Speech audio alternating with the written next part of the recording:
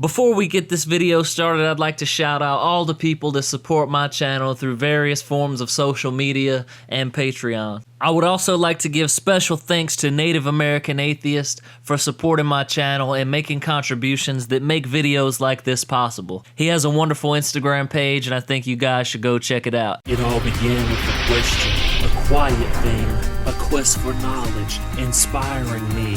Too many helplessly idly wait for the heavenly, but I'll accept no suppression of my empathy. I'm here to change the world. It is often touted by believers that if you do not believe in their specific version of Abrahamic deity, then you will perish forever in unending agony for your suspension of belief. Something I've often wondered, especially as a child, is how would an all-loving, omnipotent God be able to exist at the same time as a place of unending torment, created by that same God? That question, while still a valid question that no apologist can give a succinct answer for, has paved the way for other questions. For example, why is the concept of hell a place of eternal torture socially respectable? Why are people who hold such a primitive, distressing, and retributive view hailed rather than criticized? Hell, after all, is a horrifying construct. Hell is portrayed as a place of everlasting torture where non-Christians and non-believers, but not Christianity's greatest mass murderers who accepted Jesus, such as Hitler, can be tortured and burned eternally simply for sincerely believing the wrong religion. Even innocents, who may have never heard of Jesus, under traditional doctrine cannot avoid this fate far worse than death. Some believers even go so far as to smugly declare that non-believers deserve to be tortured forever for not having the same imaginary friend, all while relishing in this idea of eternal punishment for others. Despite the fact that this hell would be preferable to worshiping, praising, and idolizing a celestial dictator in heaven while being surrounded by self-righteous pricks, there are other issues with this concept of hell. First, if an eternity of unending suffering for others makes you feel comforted, then you should not be described as righteous. I think immoral psychopath is a much better fit. The problem with finding pleasure in someone else's eternal misfortune is believing that they deserve the misfortune. Seriously, people that have beliefs in hell and the punishment for pure evil are more likely to support violent retributive policies such as capital punishment and the use of torture. People who believe in a literal Satan and hell are more likely to be intolerant of homosexuals and are generally more prejudiced against minorities. This makes sense when you understand in-group bias, or us versus them,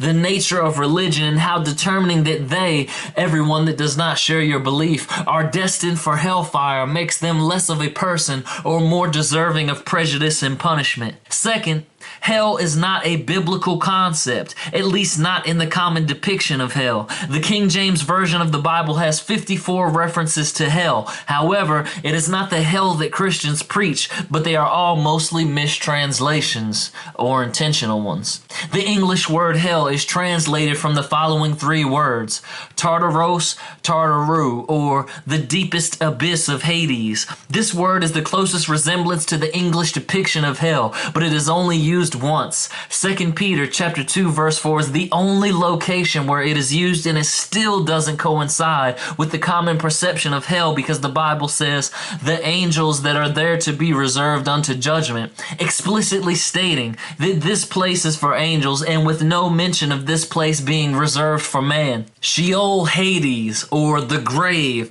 or the world of the dead. These words simply meant a place where the dead dwell. There is no suffering mentioned, nor is it understood to be an actual physical realm. If you substitute grave or the world of the dead in everywhere these words are used, it becomes apparent that the Bible is riddled with mistranslations. Hinnom, or Gehenna.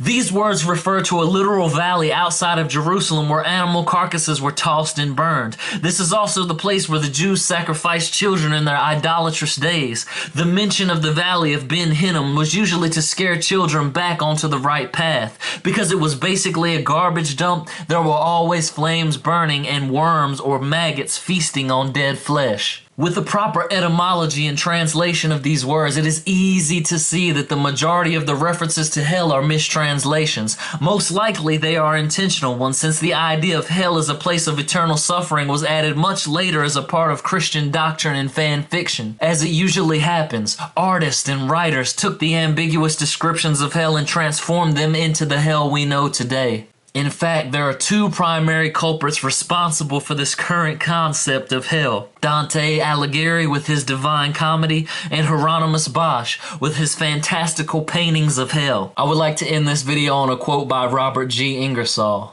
"I have no respect for any human being who believes in hell. I have no respect for any man who preaches it.